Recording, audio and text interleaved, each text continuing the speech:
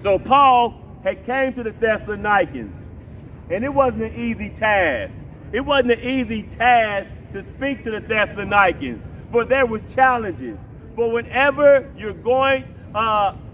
you say that you're going to live this life out for God, there will be challenges. So the Thessalonians were no different. They had challenges, and Paul had challenges as he was speaking this word unto them. He was faced by much opposition, so much opposition that eventually, after about 3 weeks to a month, he had to flee the city. Whenever we say we're going to get our lives right, and we're going to turn to God, expect opposition. And though there was opposition, this opposition did not stop Paul from preaching the word of God and living out the call of God. That is proof positive that in any environment, even an ungodly one, we can preach this word, we can live this word, we can walk out this word, we can obey God no matter the environment. So Paul writes this, he says, 1 Thessalonians 2:1, he says, but even after that, we had suffered before and were shamefully entreated, as ye know, at Philippi. We were bold in our God to speak unto you the gospel of God with much contention. Paul said, even though we were treated badly in Philippi, as you know, we weren't treated right there.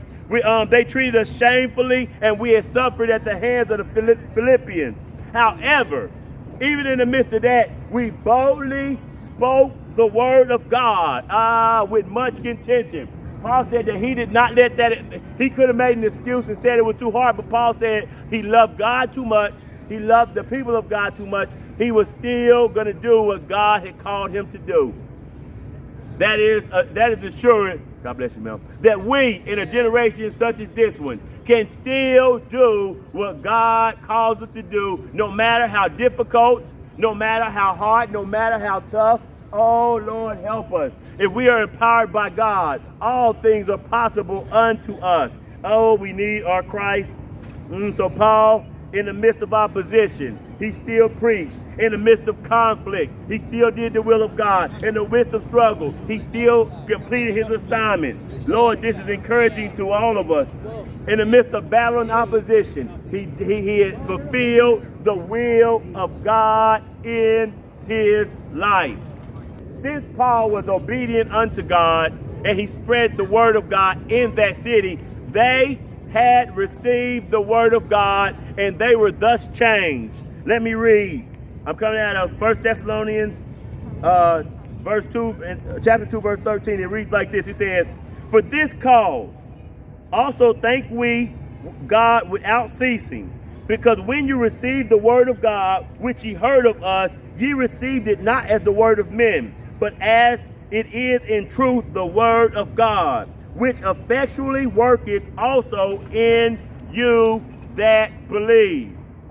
Paul said, when we came unto you with the word of God, you received it as it was the word of God. Oh, God, help us. Meaning that they heard the word of God, they believed the word of God, they received the word of God, and the word of God worked in their life. Oh my, we have a word here. God has given us a word that works.